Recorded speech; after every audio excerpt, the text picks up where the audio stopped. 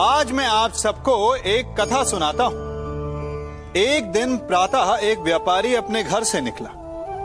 घर से निकलते ही एक बिल्ली ने उस व्यापारी का मार्ग काट दिया। व्यापारी घबरा गया। वो फिर से घर लौट गया और शुभ घड़ी की प्रतीक्षा करने लगा। और जब वो पुनः अपने घर से निकला तब वो वाहन जा चुका था जिससे राजा तक पहुंचकर उसे भेंट देनी थी। राजा को भेंट नहीं मिली। राजा क्रोधित हो गए। राजा ने उस व्यापारी का व्यापार बंद करवा दिया। इस कारण व्यापारी क्रोधित होकर घर पर अपनी पत्नी से लड़ बैठा। पत्नी अपने बच्चों समेत मैके वापस चली गई और उस व्यापारी के जीवन में यदि कुछ रह गया था तो केवल अंधकार।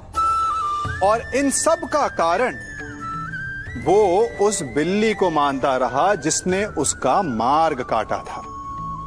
ऐसा ही एक दूसरा व्यापारी राजा को भेंट देने निकला और उस व्यापारी का मार्ग भी एक बिल्ली ने काट दिया।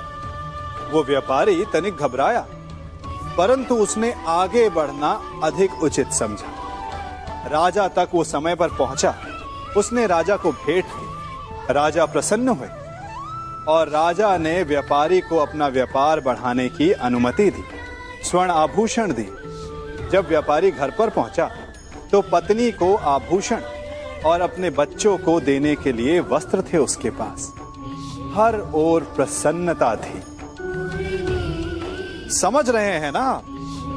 दोनों के साथ एक ही प्रकार की घटना हुई, परंतु दोनों की प्रतिक्रिया भिन्न थी। ऐसा ही हमारा जीवन भी है। हमारे जीवन में प्रारब्ध का अपना स्थान है, परंतु उससे कई अधिक महत्वपूर्ण हमारी प्रतिक्रिया, हमारे सोच का प्रभाव है, क्योंकि यही हमारे जीवन को आकार देते हैं। इसलिए अपनी सोच को सकारात्मक रखिए। आपका जीवन सदैव आनंदमय